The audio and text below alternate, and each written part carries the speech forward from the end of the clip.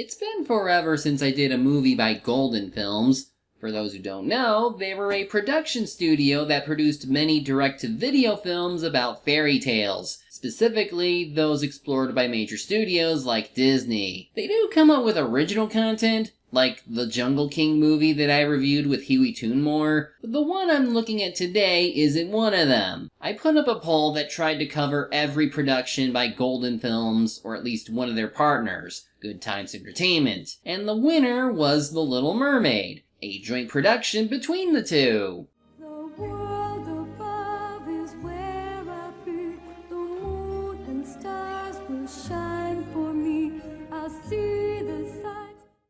The Little Mermaid was originally one of many fairy tale stories created by Hans Christian Andersen. This one featured a young mermaid who gives up her life as a mermaid to become human, only to learn that life is not what she thought it would be. So the Disney adaptation made their own changes to the original source material, while American Film Investment Corporation, which later became Golden Films, would piggyback off of those innovations. Frankly, I should have just labeled the bonus objective 90s direct-to-video knockoffs, because that's what most of them are. But maybe this one will be enjoyable in its own right. I actually thought Jungle King was actually quite fun in its own strange way, so let's hope that there's something redeeming for the little Golden Times Mermaid. The world above is where I be. The moon and stars will shine for me. I'll see the sights that only can be in the world above. I wouldn't say it's badly sung, but lyrically, it's a bit mundane. Still, if there's one thing I can give credit to, it's the scenery. They look pretty nice, but like with Mondo TV, it's the animation and character designs that are a mixed bag.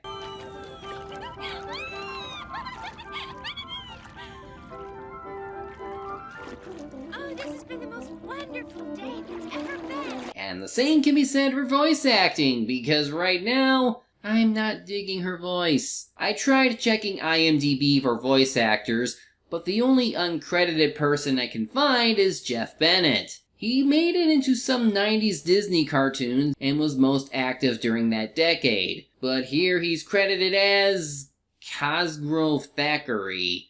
Let's keep an eye out for him. We see Princess Lena, the obvious Ariel in this movie, getting excited about something her dolphin friend Vink, I'll go with Vink, told her. And everyone's invited to go to the castle, and yeah, maybe it was too soon to give high marks to the scenery. This undersea kingdom just looks uninspired. Anyway, it's Lena's birthday, which is why she's heading to the castle. You can go in there if you want, but I'm not coming. You're just afraid that Triss will be angry. You're absolutely right. I enjoy being your official royal pet. Wait, wouldn't that make you a slave? And they say humans are bad for eating sea creatures? We then see Lena's sisters preparing a surprise party for our main character. We have to work faster than this. Sisters will never be ready for the party tonight.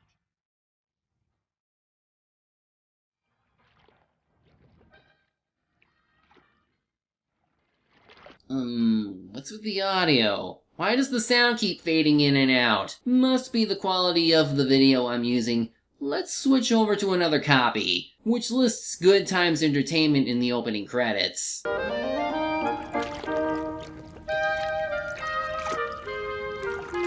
Much better. I'll mark it up as just a poor transfer on this particular copy, especially since the visual quality isn't as smooth as this one. In any event, Triss here gives Lena a present. Oh, Triss, it's so beautiful. It was made for you. But it's your best wreath. I don't know, but anyway, we immediately see her swimming around this statue of a human who definitely doesn't resemble Prince Eric in any way. She then monologues about wanting to visit the human world, not because of anything fascinating like with all the trinkets Ariel had, but because she wants to meet a human prince. Not as compelling a motivation, obviously, and I can't even tell you how old Lena is. Maybe she's 15 or 16 like Ariel? the... so this is our sea witch for the movie, Cassandra. And she seems to be taking notes from her Disney counterpart, as she's unable to hide her ulterior motives and evil personality. And when the little fool falls in love with him, she'll have to come begging to me for help.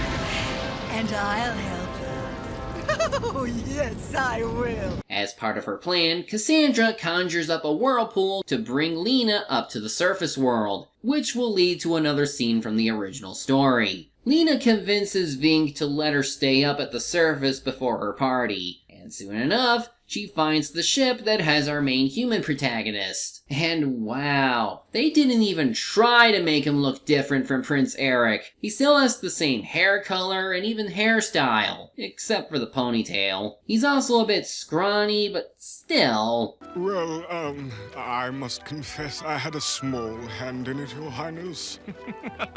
I should have known, Cosgrove. There's the Jeff Bennett character. I wonder how important he'll be to the story. I also had no idea that mermaids can defy gravity. I know she's sitting on a ledge, as we see in a later shot, but it's still not wide enough to balance on given this perspective. Anyway, the party seems to go on just fine, until a storm starts brewing.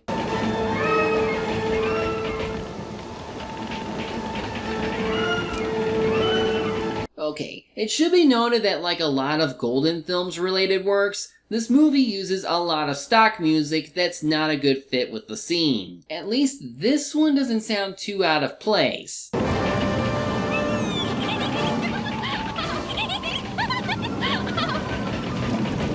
This is fun! Okay, now the mood is completely ruined. Thanks, Lena! At least the prince cares for the safety of his servants rather than of his personal belongings. But anyway, the ship starts to sink and Lena decides to help. She even managed to get a crew member onto a lifeboat. Won't anyone help me? Help! Prince, where are you? It's not that thick of a fog. I think you could have seen him there. She does rescue him and pulls him and Cosgrove to safety. While she wishes she can stay, she's forced to leave because the humans are coming. At least she kisses him before she goes. What's that? Oh yeah, here's another person to remember. Meanwhile, not Triton is so angry that his lightning bolts fly out of the castle walls. He was about to send a search party to find Lena, but she shows up in time. I expect a full explanation. Where were you? Here and there? Here and there and everywhere. You've been to the above world. Well, I... Don't lie to me. How many times have I told you you're not to go up there? He certainly has the same anger issues as King Triton, but Triton had a more mellow side too. I'm just shocked that Lena's sisters weren't more concerned, though at this point they appear more in the story than they do in the Disney version. Also... Lena, come play Crab Cave with us. more animal abuse! I might as well play the robot chicken clip now. It's like he doesn't even care how cruel he is. Well, halfway into the movie, and after being free from being reefed, Lena goes back to check on the prince and... What's so special about him? You barely know him. You wouldn't understand. You're just a fish. I'm not a fish. I'm a dolphin. That's not very nice to say. I'm your official royal pet. Don't you like me? No, I don't! All you do is whine and complain. How she still keeps you around for company is anyone's guess. Lena asks Trish for help, and it takes a while for our main character to get what she wants. It's here that we get a name for the prince. I started asking all the mermaids if anyone knew anything about him. Isis told me she knows who you're talking about because she saw him on a ship last year. His name is Prince Stefan, and he... Prince Stefan. Oh, Prince Stefan and Princess Lena. She even has a map to the prince's castle, because I guess mermaids have some knowledge of where certain individuals are. Lena uses the map to reach Stefan, who is learning that he's going to marry someone against his own will. Princess Anna. What do I know of her except that she is the princess of a land far away from my own? Such marriages make for peace, Your Highness, ensuring that one country will not invade another.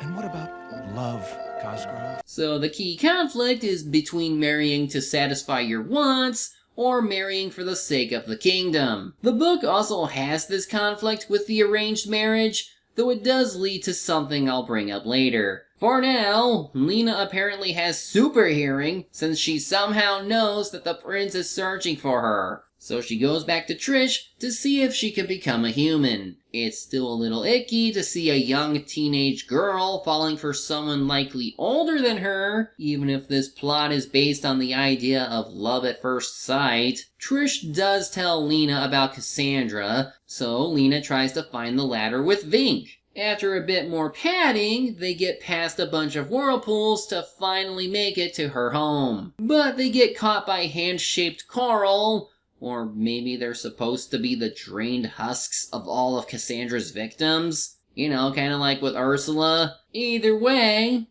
Didn't you hear me? Let go of them! The actors didn't have to go this hard, especially since the animation team wasn't able to. She takes our heroes to her house, and now they're playing Hall of the Mountain King. I know what you want, Princess Lena. You wish me to make you human, to give you legs so you can walk upon the land, so you can walk arm in arm. I don't know how I can recognize this and Night on Bald Mountain, but Mountain King doesn't fit this scene at all. Cassandra starts working on whatever concoction will make Lena human. But there's a catch. But if he marries someone else, then, on his wedding day, you shall turn into sea foam. This is another book element which is different from the Disney version, which included a time limit for Ariel to marry the prince. Otherwise, she was to fall under the control of Ursula, who then took advantage of her father, as he would take Ariel's place, so Ursula was able to rule the underwater kingdom. I thought this was what Cassandra was going to do, but guess what? This is her last appearance in the movie. What a waste of a possibly interesting character. And this movie could have used her, since it only lasts 48 minutes long, even after all the padding. Whatever, like in the original story, Lena loses her voice after consuming the brew. So she'll have to rely on her beauty and charm to woo over the prince. And as she drinks it...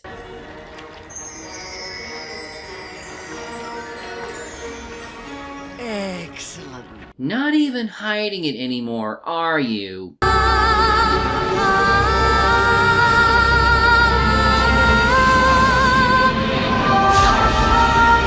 At least Cassandra was nice enough to Zelda 64 warp her to the surface. Guess she off-screened her tail turning to legs. A sure sign that she's a mermaid turned human. We better get her something to wear. How do you know that? Oh, she can't talk. You better come with us to the castle. We'll get you some help. In the book and Disney movie, the princes at least find her and then fall head over heels for the Little Mermaid, which explains her entrance into the royal family. But here, these birds do all the work? Why? Then again, Stefan is at least returning the favor by helping Lena after he was saved earlier. A rather weak way of showing it, but whatever gets the story moving. And we're wrapping up real fast, because we only have 10 minutes for Lena's human plotline. Stefan's parents aren't too happy that their son is falling for a commoner, so they're trying to set him up with another princess named Anna. And the movie didn't waste any time with Lena, cause she's already dancing with Stefan in a fancy dress. Of course, Stefan still has to meet Princess Anna in whatever country she's in, so even if his heart is set on Lena, he still has to follow his family's wishes. Now, remember that one temple girl I showed earlier? Turns out she's actually Princess Anna, which is something you see in the book. But where this movie differs is that Anna is in love with someone else, and much like Stefan, they would rather marry someone else. But her own father is naturally pissed. Please. I won't hear another word. I tell you, Prince Stefan, unless you marry my daughter, it will mean... war. I'll send my army and navy to destroy your father's kingdom. I guess this king is the real villain in all this, if he's willing to go to war like that. Just feels so damn petty. So yeah, Lena learns that she isn't meant to be with Stefan. So the birds tell Vink about it. If he marries anyone else, Princess Lena will turn into sea foam. Oh, Cecil, this is terrible. He's marrying the wrong girl. That's humans for you. If only they'd learn to listen to their hearts. Stefan clearly was. He just didn't have a choice in the matter. Vink tells Lena's father what happened, off screen, and this is how he responds. This is what comes of going to the above world! I warned you! This is that sea witch Cassandra's fault! Vink has told me this man will marry another, and that you will turn to sea foam when he does! I will not let this happen!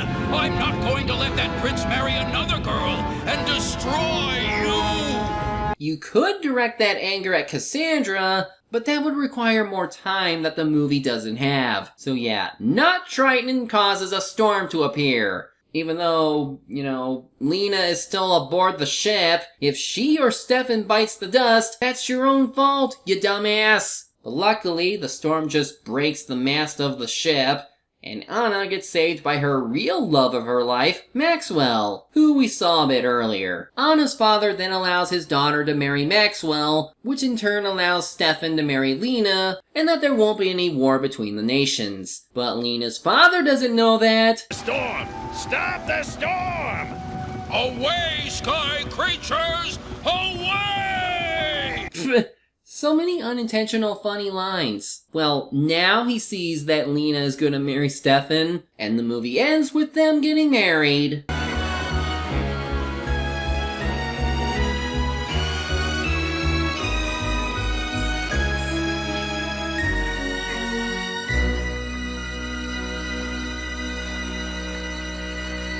Yes, that's seriously how it ends. Would it kill the writers to stitch the scenes into something more coherent? With them copying the book's plot, you'd think Lena would be given a chance to avoid her seafoam death by killing the prince. But this movie goes the Disney route where Lena gets a happy ending, without the necessary build-up to make that payoff feel deserved. She didn't even have to do much in this movie at all, since most of the work was done by Stefan, Anna, and even not Triton. The original story and even the Disney adaptation had this underlying theme of bad things happening to disobedient children. And even once the main characters put out the fires they caused, there were still heartbreaking consequences. This movie has much less of that, and conflicts resolve themselves way too quickly or that easily. So, the story is a bust, the animation isn't that well done, and the music selection is often head-scratching. And unlike The Jungle King, which was an original story that had its entertaining moments, this movie was only funny due to some of its line reads. Needless to say, it's not something I would recommend when looking into adaptations to old fairy tales. But I suppose it could have been a much worse adaptation. Now, let's see what I'm doing to start out the Patreon board. Oh, are you freaking kidding me?